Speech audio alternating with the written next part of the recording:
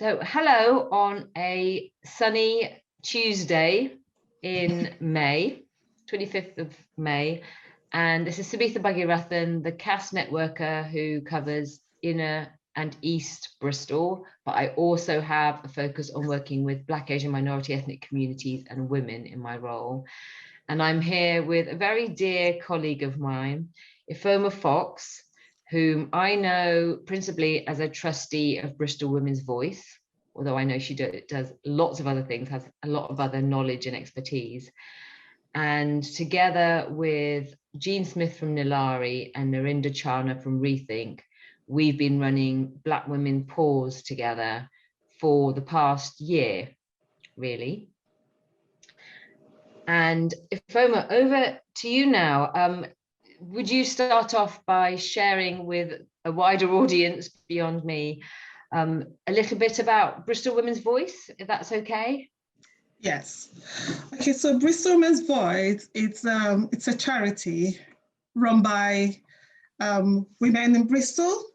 So we primarily provide, our work in Bristol is more like a women's rights activist, try to promote women's rights and women's representation in every areas of life in Bristol.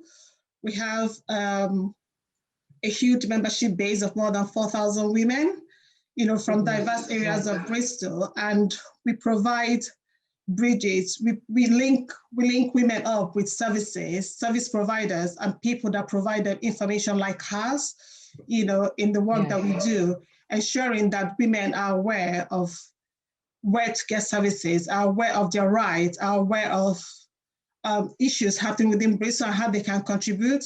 And one of our main work is to ensure that women are at the table whenever policies are being made by women, are being made for women, to ensure that we make our own policy, because we know he who wears the shoes or she who wears the shoes know where it pinches. So we can't have policies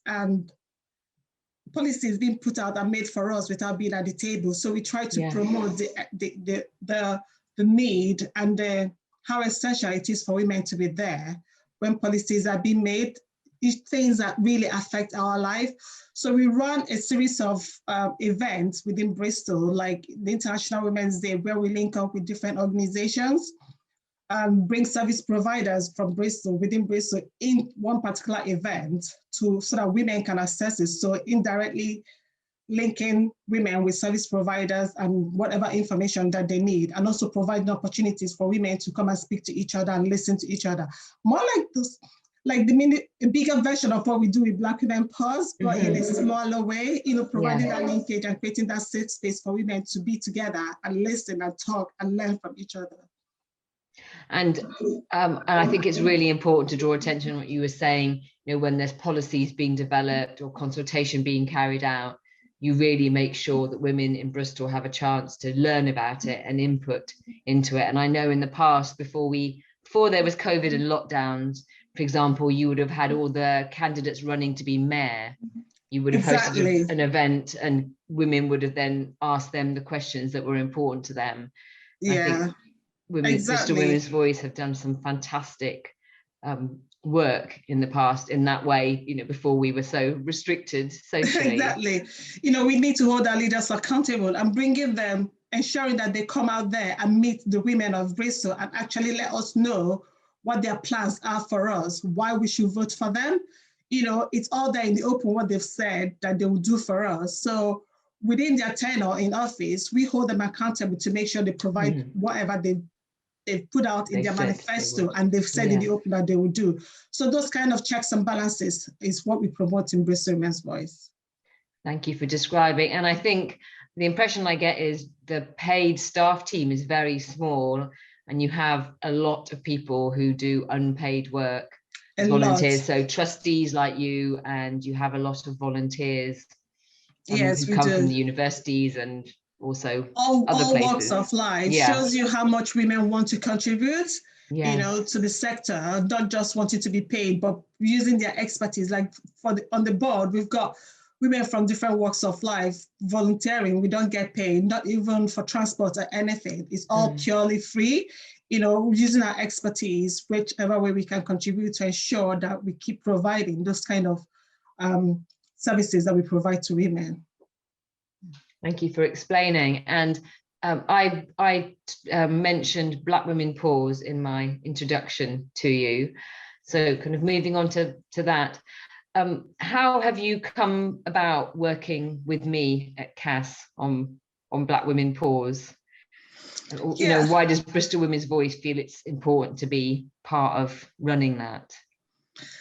Yeah, it's very, very essential, you know, not just for the event of the past year with the whole Black Lives Matter event and things that have happened, but we've always known that we try to reach a diverse, for Bristol Women's Voice, we try as much as we can and put in strategies to reach diverse range of women within the city, even in diverse areas, making sure that, you know, women, especially the ones in the minority groups that particularly unrepresented in a lot of spaces, we try to reach them directly. And for us, working in a session like helping organizing this kind of session of Black Women Pause, it's a real way of reaching women, a lot of women from the BAME community, because there's a lot. I know that some people will think that, okay, why not all women? But we know, and statistics have shown, that a lot of women in the BAME communities, due to circumstances or we find ourselves in the communities that we live, somehow there hasn't been a lot of things or sessions being organized for women, and somehow it's like a peer thing where you see people that look like you, that have the same lived experience as you, being able to come together and know that people will understand the person you're talking to, understand, because they may have lived that kind of experience. You know, you don't have to start explaining things from the beginning. You know, it's like it clicks immediately once someone starts talking about things. You know, there's a lot more you can learn like that when there's that space where, you know, you won't be judged, and no one will come up with, oh, you started the race thing again, because they know how you feel, because they have lived it themselves. And, you know, that's how we started working with CAS on that, because we know that there are a lot of issues, and mental health issues have been in the forefront of, especially during this COVID, a lot of things have happened, and people's mental health has been in the forefront of, you know, everything that's been pushed to ensure that that is tackled. It's affected a lot of people's mental health, and CAS does a lot of work on that. So it's quite essential that Bristol Women's Voice, we don't provide those kind of social services. We are not service providers.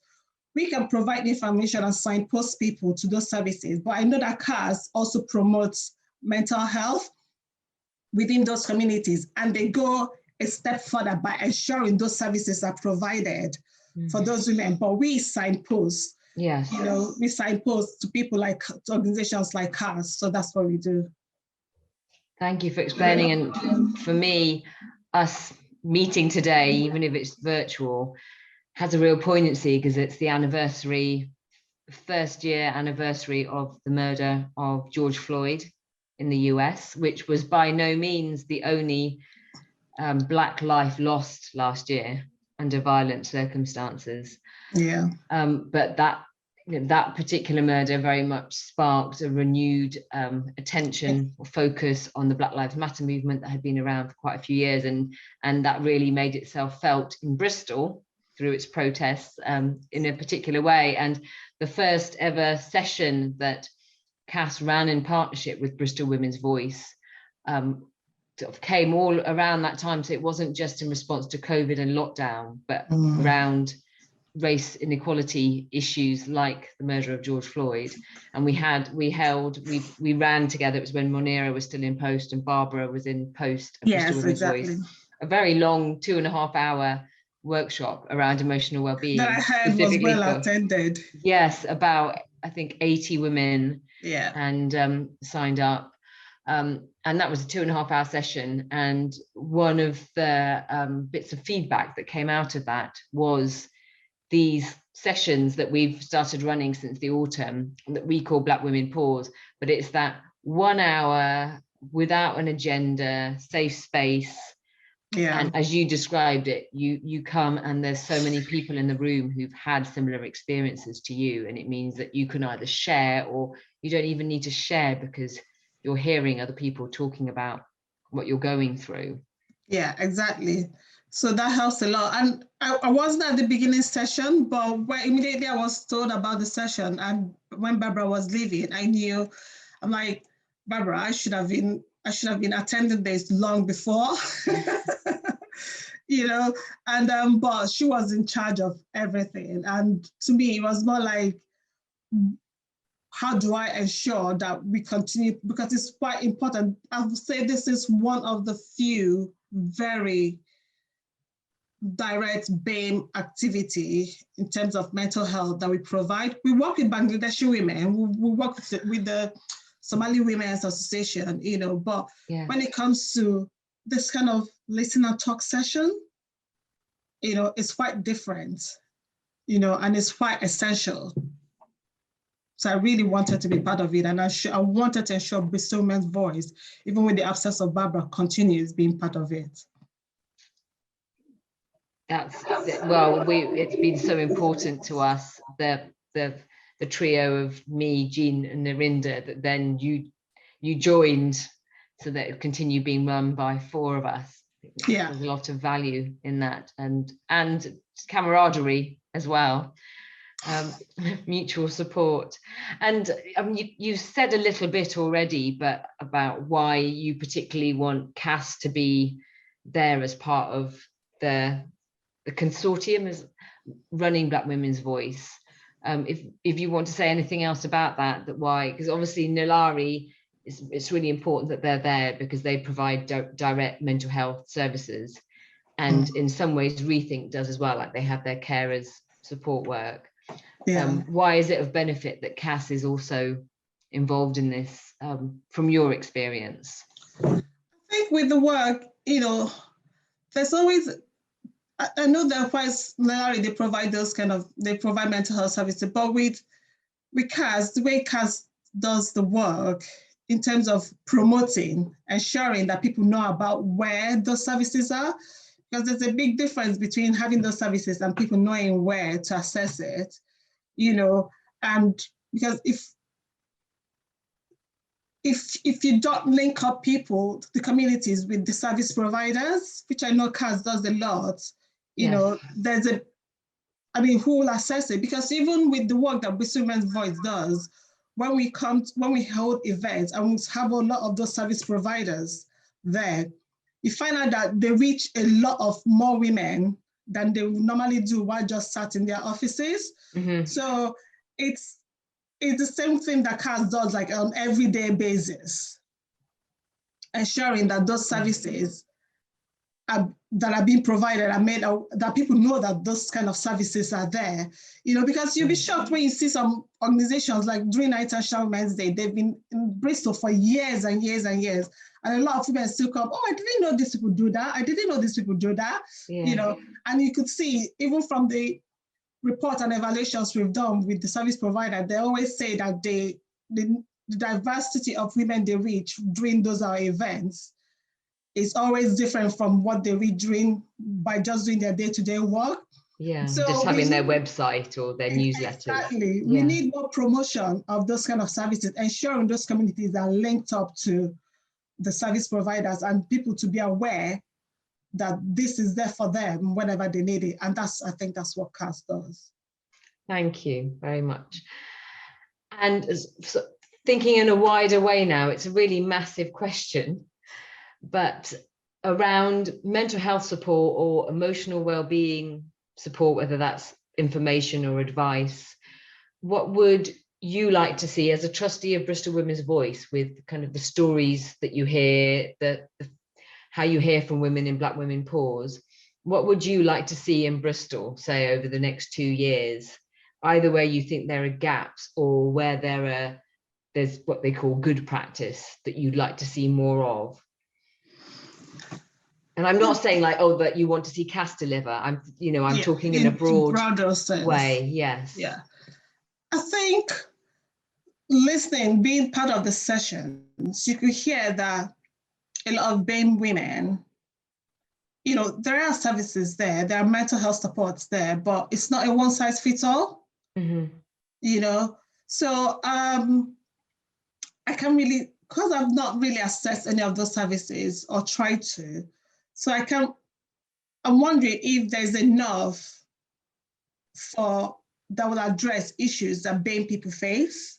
Mm-hmm. You know, in a wider sense, do we have enough services tailored particularly for BAME people? Because our lived experience is quite different from, even if the person was born and brought up in the UK or in Bristol, our lived experience is different from people of other races. It's not the same thing. Mm-hmm. So it would be good to have more like collaborations between organizations to ensure there's that linkage in terms of if you're providing mental health services, how do you ensure that services you're providing for women or people of BAME communities actually is tailored to their lived experience? You know, because we've got a lot of issues within our community, because there's so many things people don't talk about it. You know, mental health issues, there's something, it's like a taboo. It's like you don't want people to know that they've got that. So how do we ensure that we promote it in such a way that people know that it's all right to talk about it within our communities? Because you could go there and shout and shout and shout, but if the person doesn't feel they're safe enough to talk about it and not be judged by people within their community, they'll never talk about it. You know, so it's a first really huge step for people to take, isn't it? Exactly. So we need to provide more of those kind of safe spaces for them to be able to speak and not feel judged, even if it's within their communities. Because even as a woman, if I experience mental health, the way I experience it will be quite different from the way a man will experience it. Yeah. So if there are even within those genders, the way each person experiences it is quite different because of their kind of lived experience. So we should ensure that things are tailored, and there should be more collaborations within organizations that provide this kind of services so that we are not just duplicating work everywhere. That's really useful thing to say. And, you know, I'd like to spread the word further on that about collaboration, that it's not just setting up, in your view, it's not just setting up lots of maybe very small specific services, but more collaboration. I think there's a lot of power in that. We could see, and there's still very little evidence of that, I think, around mental health services in Bristol. So, thank you very much. That was my last question. If there's anything else that you want to share, either with regards to Bristol Women's Voice and working with CAS, like what you would like to see us do more of, if we are able to continue after March, or as a woman in Bristol, a woman of colour in Bristol who's a mother, juggling paid work and voluntary work, you know, feel free to share the Zoom screen. Yeah, that's, you know, I think before I started the Black Women Pause, I wasn't really sure of how much collaborations we did with CAS. But having started with Black Women Pause, I could see how essential it is. And I hope to be able to, although we don't, you know, we are quite a small charity, but I would wish us to have to do more work with CAS in terms of reaching the diverse women within our membership, because we do have a lot of women within our membership base. We've got like more than 4,000 women. So there are a lot of people that we need to reach out to, and I would like to have more collaboration with CAS, apart from the Black Women Pause events, sessions, you know, to hold more events and hold more sessions and workshops for a lot more diverse women, you know, and not just the Black Women Pause events. Yeah. So I think it will be quite important, because we know that even before COVID, you know, mental health issues been a huge issue within Bristol and women and everywhere in the world. And like I said, more of our women might need to hear about it. I've actually had some people that on our mailing list that asked me, you know, is this only for BAME women? Unfortunately, yes, it is, because we need to ensure that BAME women have access to their own safe space too. You know, so such things, if there's a wider session we could have or something to do more for more women, that would be really, really important. Sounds like there's interest in that. Yeah, yeah. And that's one thing I'll definitely be pushing with Bristol Women's Voice, because we need to do more work within the BAME communities. We are doing, but yeah, I don't think we can ever do enough. We can never say we've done enough. We have to continue doing what we're doing. Yes, but be kind to ourselves as well. Yeah. That, we've made a start and we all work hard and we're all committed to it. Exactly. That's why we need to make sure need to look after ourselves too. Yeah. Yeah. So we can keep it up. Yes, exactly. In the long term. Exactly. Well, I really hope we can do. I'm definitely committed to working together for as long as we can. Yes. And thank you so much for your time today. Thank you, because you've had to sort out some kind of informal childcare downstairs, thanks to the TV for a little while. I know. Yeah. Thank you so much for having me. I shall see you very soon. See you very soon.